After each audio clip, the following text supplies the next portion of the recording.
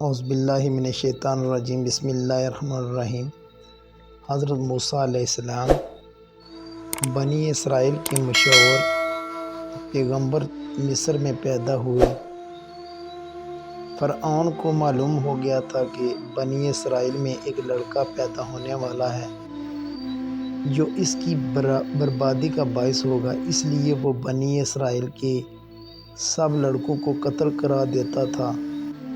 لہٰذا آپ کی والدہ نے آپ کو ایک صندوق میں بند کر کے نیل میں بہا دیا، جو فرعون کی ملکہ کی نظر سے گزرا۔ اس نے آپ کو بطور فرزند پالا۔ بڑا ہونے پر انہوں نے ایک قطبی کے مقابلے میں بنی اسرائیل کی حمایت کی، جس میں قطبی مارا گیا۔ اس پر آپ مصر کے باغ کر مدین پہنچے۔ جب شعیب علیہ السلام نے ان کو اپنے ہاں رکھا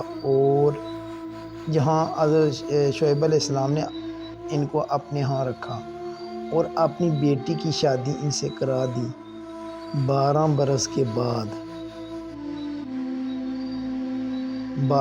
کے بعد وہ اپنی اہلیہ کے ہمراہ واپس آ رہے تھے تو وادی طوی میں اللہ تعالیٰ نے ان سے کلام فرمایا اور ان کو پیغمبری عطا ہوئی۔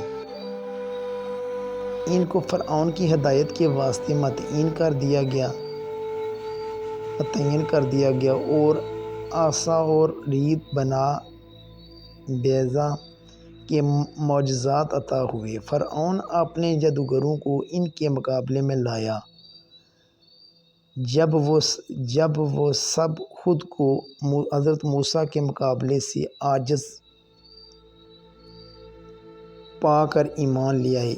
بعد ازاں آپ بنی اسرائیل کو لے کر مصر روانہ ہوئے۔ راستے میں دریائے نیل پڑتا تھا۔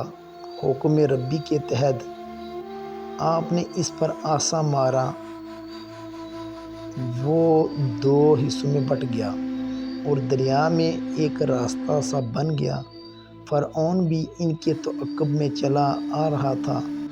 جب وہ دریا پر پہنچا اور ایک راستہ بنا پایا تو بلا جھجک آپ کے پیچھے ہی اپنے لاؤ لشکر سمیت دریا میں اتر گیا۔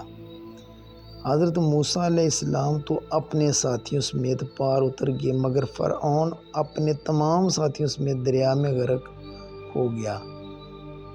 پھر آپ صلی اللہ علیہ وسلم رضی اللہ عنہ کو طور پر اتر گئے اور آپ رضی اللہ عنہ پر آپ علیہ السلام پر تو کوہ طور نازل ہوئی، تورات نازل ہوئی، لیکن آپ کی غیر موجودگی میں سامری نام کے جادوگر نے بنی اسرائیل کو بچھڑے کی عبادت کرنے پر آمادہ کر لیا تھا۔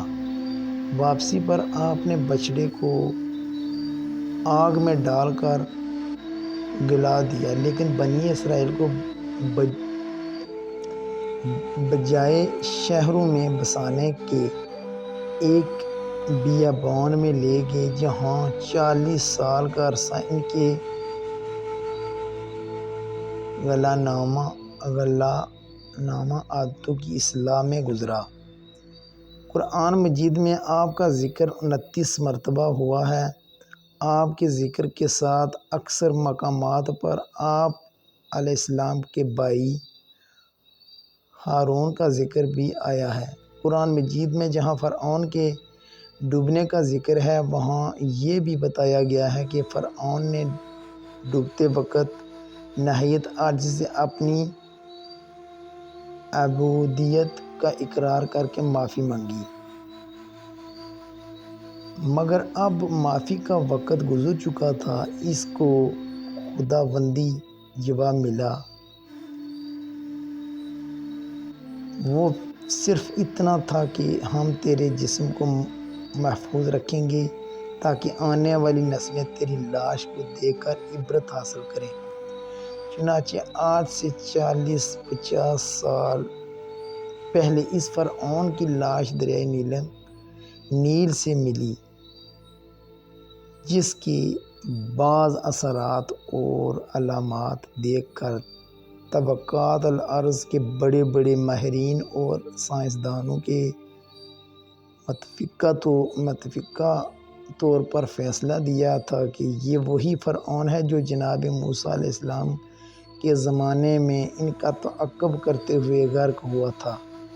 چنانچہ آج بھی اس کی ممائی ہوئی لاش قاہرہ کے عجائب گھر میں دیکھی جا سکتی ہے۔ تو یہ تھا حضرت موسیٰ علیہ السلام کے بارے میں واقعہ۔ تو جو دوست میرے اس چینل پہ نئے ہیں، میرے چینل کو سبسکرائب کریں، لائک کریں، اپنے دوستوں کے ساتھ میری ویڈیوز کو شیئر کریں۔